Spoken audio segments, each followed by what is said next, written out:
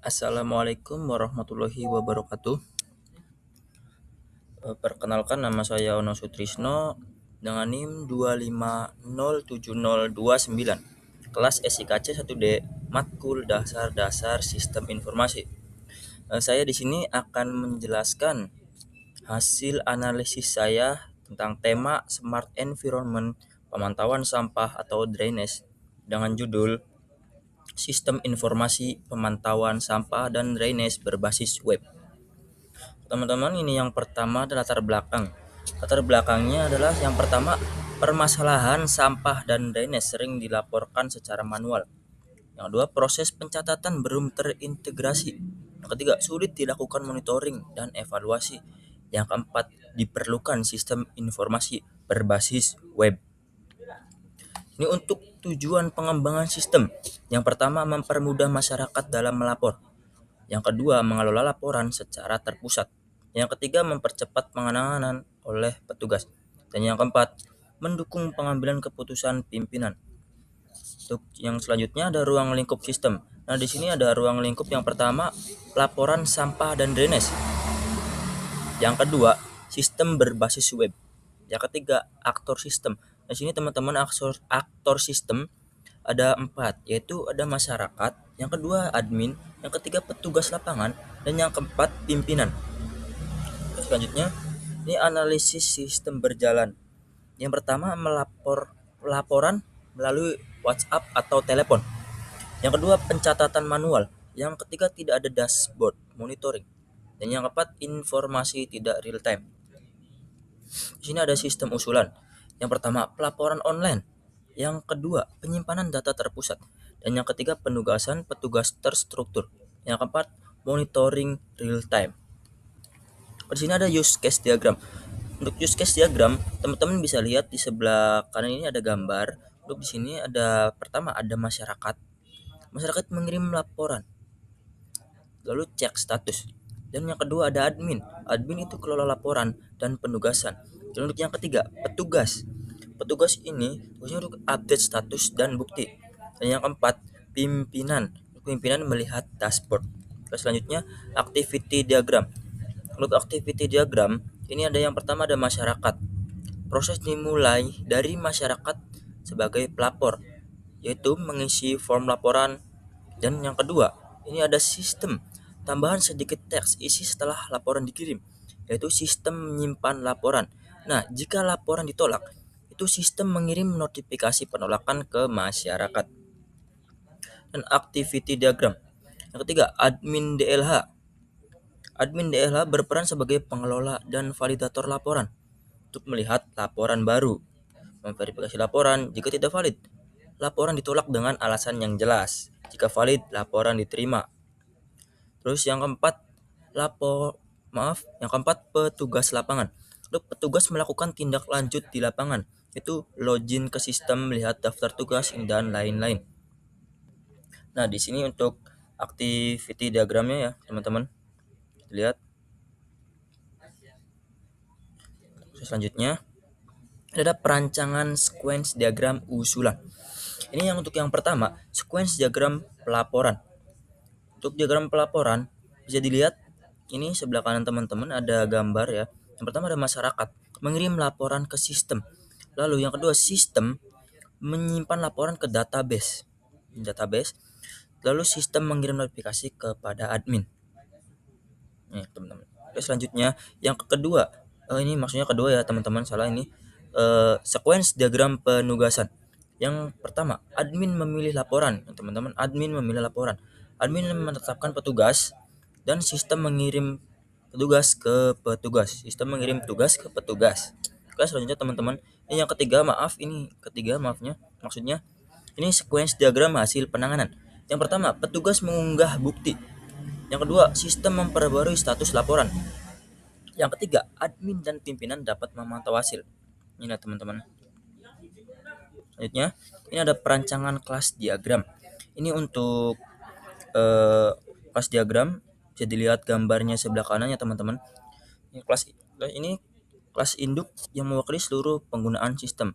Itu ada atribut, ID user, nama, username, password, role, dan metode login logout. Di sini ada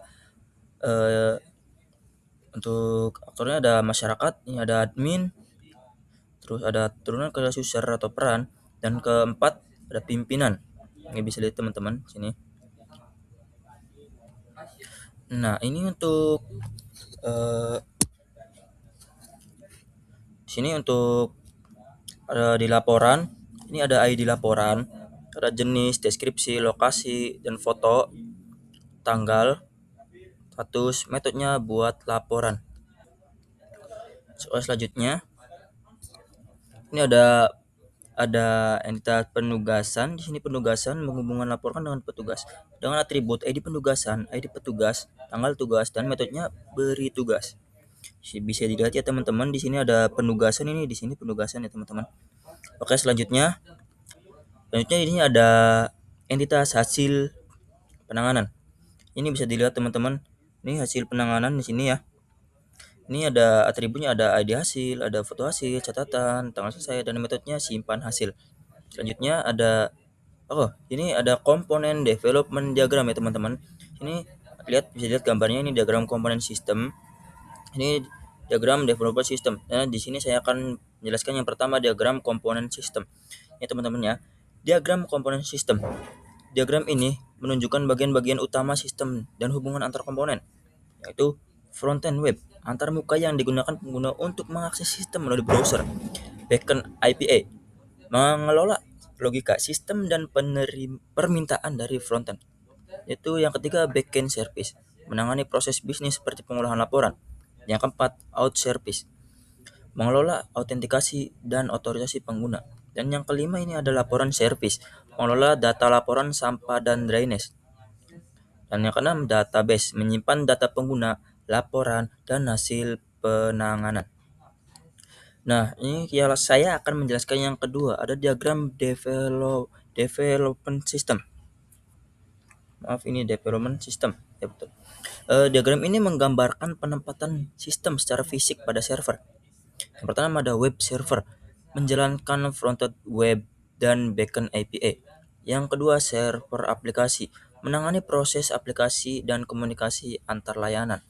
Dan yang ketiga server database, menyimpan seluruh data sistem secara terpusat. Dan di sini saya menjelaskan ERD teman-teman, Entity Relationship Diagram.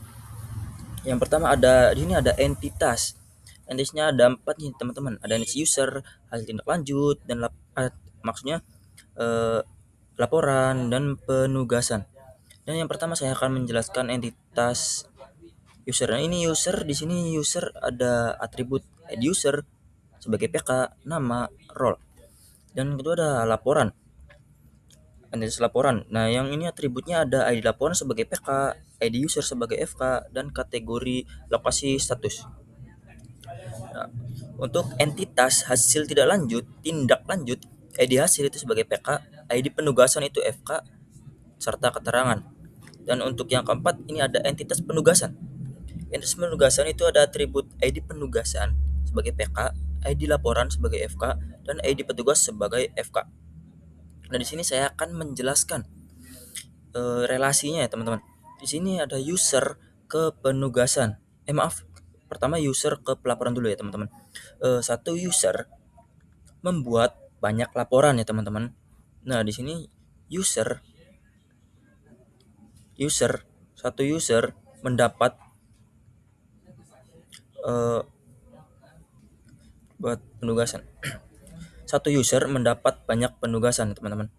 Dan di sini satu laporan memiliki banyak penugasan ya teman-teman. Nah, di sini penugasan ini menghasilkan satu hasil tindak lanjut. Satu penugasan menghasilkan satu hasil tindak lanjut teman-teman. Oke, kita lanjut ya ke dashboard eksekutif. Nah, ini ke dashboard eksekutif ini yang ditampilkan pada dashboard eksekutif itu yang pertama jumlah laporan sampah dan drainase yang masuk. Dan yang kedua, jumlah laporan yang sedang diproses. Dan yang ketiga, jumlah laporan yang telah diselesaikan. Dan yang keempat, perbandingan laporan berdasarkan kategori sampah dan drainase. Oke, yang pertama ya teman-teman. Di sini yang pertama saya akan menjelaskan dashboard jumlah laporan masuk. Ini total laporan masuknya contohnya teman-teman 3.820. Di sini ada harian, mingguan dan bulanan. Di sini ini jumlahnya teman-teman ya. Jumlah laporan ini yang warna biru tua ini adalah sampah, yang biru muda ini adalah drainase. Teman-teman kita lanjut. Yang kedua, dashboard laporan diproses. Ini jumlah laporan yang diproses ada 152 ya teman-teman. Di sini ada jenis laporan. Di sini ada lokasi. Dan ini ada laporan, ID laporan, dan jenis laporan. Ini jumlah laporan per wilayah ya teman-teman. Ini ada jumlahnya. Ini ada wilayahnya, kecamatan A, kecamatan B, kecamatan C, dan kecamatan D. Kalau lanjut ya teman-teman. Kita ke nomor 3. Yang nomor 3 ada dashboard laporan selesai. Ini jumlah laporan yang selesai ya teman-teman. Total laporan yang selesai ada 324. Penyelesaian laporan per bulan. Ini ada Januari, Februari, Maret, April, Mei, Juni, Juli, Agustus. Ini ada jumlah yang telah selesai. Di sini ada 89% presentase laporan selesai. Kayak kita yang terakhir, ini ada dashboard perbandingan sampah dan drainase. Di sini ada 75% teman-teman. Di sini ada sampah 75% dan drainase 25%. Sampah lebih dominan dibandingkan drainase. Oke, oh ya cukup saja. Cukup. Terima kasih. Kurang lebihnya mohon maaf. Presentasi kita sudah selesai. Kurang lebihnya mohon maaf. Wassalamualaikum warahmatullahi wabarakatuh.